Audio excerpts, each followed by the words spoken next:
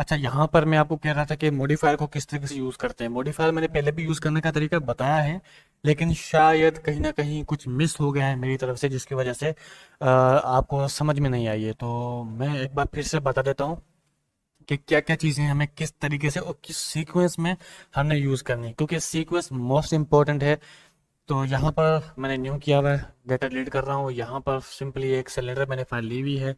अब सिलेंडर में आप देख सकते हो कि यहाँ पे आपको बहुत लंबी लंबी एक फेसेस दिख रहे हैं, ठीक है। और यहाँ पे आपको कैसे, अगर हम इसको राइट क्लिक करके शेड ऑटो स्मूथ करते हैं, हो गया स्मूथ, काम तो हमारा यहाँ पर हो रहा है। शेड फ्लेंड करते हैं, वापस हो जाएगा। फिर शेड स्मूथ ऊपर से करूंगा तो अब ये कलर खराब कर रहा है। तो अब हमें क्या यूज करना है, फ्लेड जब होता है कोई भी ऑब्जेक्ट तो हमने शेड स्मूथ यूज करना है लाजमी। और ये हमें मॉडिफायर के अंदर यहाँ पर आकर दिख जाएगा किस कितने एंगल पे ये स्मूथ हुआ है। 30 एंगल पे स्मूथ हुआ है। काफी दफा कोई ऑब्जेक्ट जिसके अंदर फेसेस बहुत ज़्यादा होती हैं, या फिर टोपोलॉजी काफ़ी हेवी टास्क उस पर बनाया जाता है, बहुत कॉम्प्लिकेटेड ऑब्जेक्ट बनाया जाता है, तो वहाँ पर 30 पे स्मूथ नहीं होता। तो हम क्या करते हैं, इसको 60 कर देते हैं और इग्नोर शार्पनेस पे क्लिक कर देते हैं, तब भी ये स्मूथ हो जाता है। लेकिन यहाँ पर अभी भी गड़बड़ है, ठीक है। स्मूथ तो हो गया, लेकिन एजेस का क्या।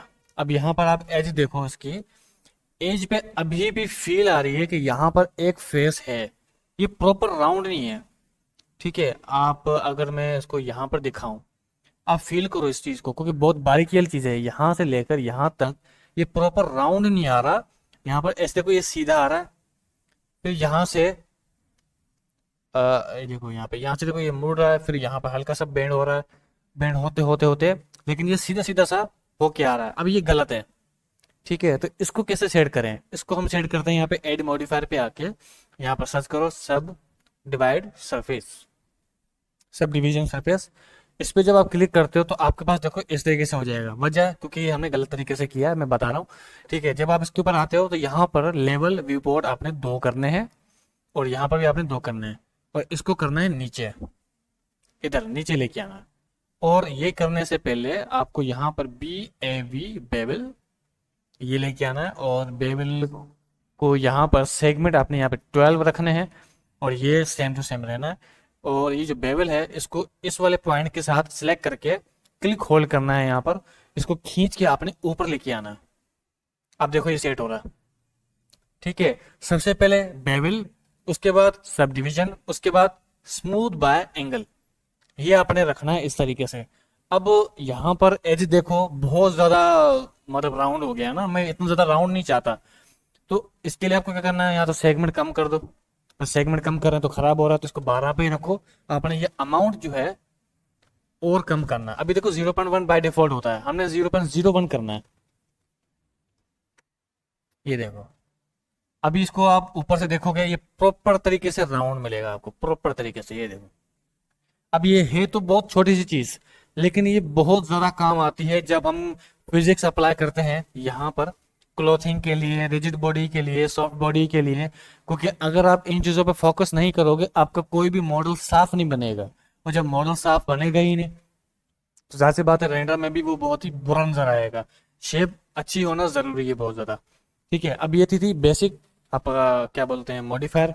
इसके अलावा और भी बहुत सारे मॉडिफायर हम यूज करते हैं। कर्व हमने यूज करना सीखा है। अगर आपने अनरोल बैनर वाला अगर क्लास आपने देखा है तो कर्व हमने यूज करने का अच्छा तरीका सीखा है। इसके अलावा हम हेयर वाला भी सीखेंगे बाद में जाके, ठीक है। इसमें श्रिंक रैप, ये मैंने इससे पहले कभी नहीं बताया, या शायद बताया भी हो। श्रिंक रैप किस लिए यूज करते हैं, ये हमें यहाँ पर यूज नहीं करना है। हम यहाँ पर एक इमेज लेके आते हैं, मैश करके इमेज, मैश प्लेन करके मैं एक इमेज लेके आ रहा हूँ, ठीक है। अब यहाँ पर मैं मैच करके एक इमेज लेके आया। इमेज आपको यहाँ पर दिख रही है, लेकिन एक मिनट में आपको सही से दिखाता हूँ।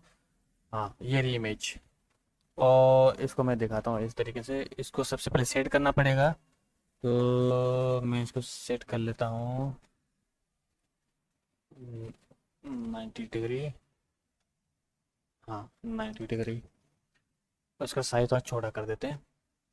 अब ये लोगो जो है ना, मुझे यहाँ पे फिट करना है। कैसे फिट करूँगा, अगर आप यहाँ पे ऐसे जाके फिट करोगे तो क्या होगा, ये देखो, बीच वाला हिस्सा अंदर जा रहा है, बाहर वाला बाहर ही है। अब ये देखो, ये प्रॉपर तरीके से सेट नहीं हो रहा। तो इसको जब हम सेट करते हैं तो किस तरीके से सेट करते हैं, ठीक है। सबसे पहले आप अपने इस क्या बोलते हैं सिलेंडर को कलर दे दो, ताकि आपको पता चले कि हम एग्जैक्टली कर क्या रहे हैं।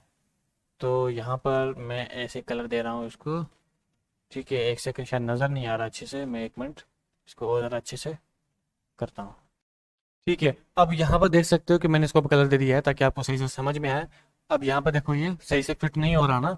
यहाँ पर भी अगर हम देखें इस जगह से, तो ये देखो, ये बिल्कुल फिट नहीं हो रहा, ये बाहर बाहर निकला हुआ है।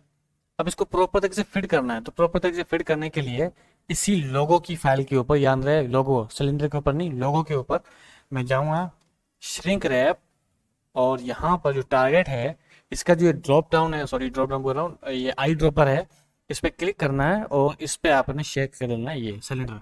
नहीं तो अगर आप यहाँ से भी सिलेंडर यूज़ कर सकते हो वैसे। जब सिलेंडर पे आप क्लिक करते हो तो ये गायब हो जाएगा, और यहाँ पे आपने थोड़ा सा इसको आगे लेके आना इस तरीके से। अब ये होगा तो अभी तक सेम। अब उसके बाद आपको यहाँ से एडिट मोड के अंदर जाना है, राइट क्लिक करना है, सब डिवाइड करना है, और यहाँ पर आके मैक्स वैल्यू देनी है 10। मेरे पास 10 आती है तो 10 दो, आपके पास जो वैल्यू आती है आप दे सकते हो, पर बहुत ज़्यादा मत देना, 10 दे दो बहुत है, ठीक है। दे दिया।